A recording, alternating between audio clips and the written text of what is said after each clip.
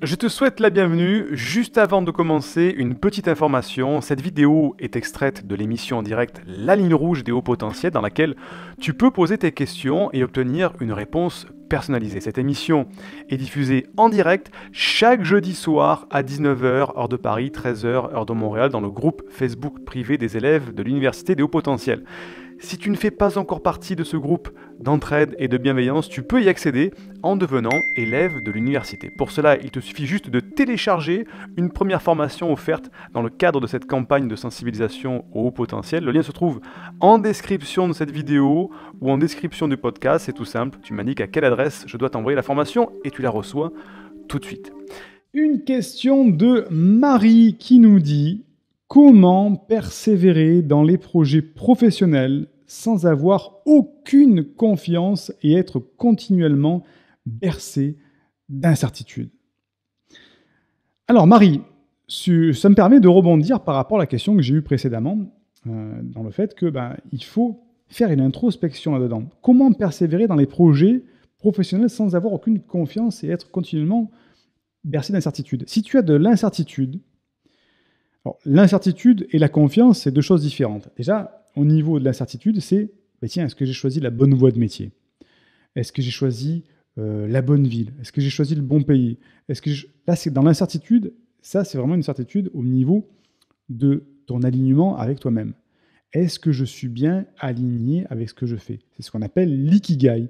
Est-ce que tous les matins, quand je me réveille pour aller travailler, est-ce que je me réveille avec le sourire? Est-ce que je suis impatient d'aller travailler? Ou est-ce que j'y vais en traînant les pieds parce que je ne sais pas pourquoi je fais ça?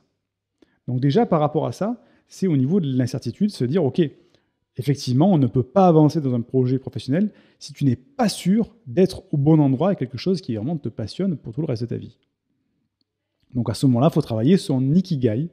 L'ikigai, c'est le 4 cercles dans lesquels la réunion des 4 cercles forme l'ikigai. Bon, ça, il y a la formation Ikigai à l'université dans laquelle on en parle, qui va te permettre, sinon tu tapes sur Internet, Ikigai, Ikigai,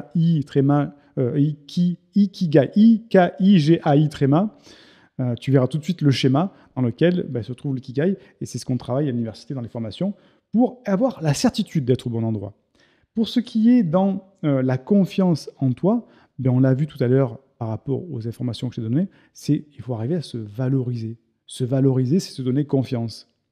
C'est avoir confiance en soi. Et je te répète, donc ce que je dis tout à l'heure, peut-être que tu n'étais pas présente au début, je te répète les 5 points que j'ai donnés. Premièrement, arrêter de se comparer aux autres pour prendre confiance en soi. Parce que si je me compare aux autres, notamment quand on est au potentiel, on va se dire « Oh là, mais je ne suis pas parfait, je ne suis pas ci, je ne suis pas là, on regarde l'autre comment il est. » Donc arrêter de se comparer aux autres, ne pas chercher la perfection.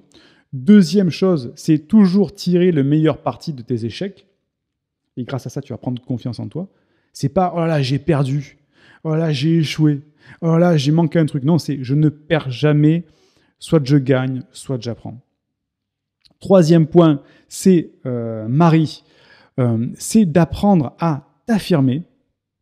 T'affirmer comment? Avec la communication non violente, avec la CNV. On n'attaque pas les personnes, on parle comme ça. Et deuxième chose, c'est les neurosciences. Comment me comporter physiologiquement, sourire, se tenir droit, porter des vêtements qu'on aime, tenir un petit calendrier de réussite. Tout ça fait que tu vas prendre confiance en toi. Quatrième point, c'est célébrer tes petites victoires. Toujours célébrer les victoires parce que notre cerveau va se concentrer sur le négatif.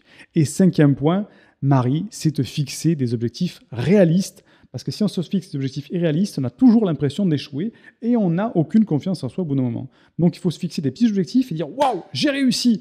Ah, je prends confiance en moi, je passe à l'étape suivante. » Et avec ça, tu prends confiance en toi. Donc d'un côté, c'est un travail de valorisation. De l'autre côté, c'est un travail sur l'ikigai pour être certain d'être au bon endroit et te valoriser pour prendre confiance en toi. J'espère t'avoir aidé, Marie. Indique-moi en description à quelle adresse t'as envoyé la formation offerte qui s'intitule « Canalise tes pensées envahissantes et profite de l'instant présent ». Et surtout, partage cette vidéo à une personne de ton entourage que ça pourrait aider. Et n'oublie pas, comme le disait Einstein, la folie c'est de faire toujours la même chose et de s'attendre à un résultat différent. Si tu veux t'épanouir avec ta douance, c'est le moment d'utiliser le bon mode d'emploi, celui qui fonctionne avec toi, et de changer pour faire de cette terre un monde meilleur.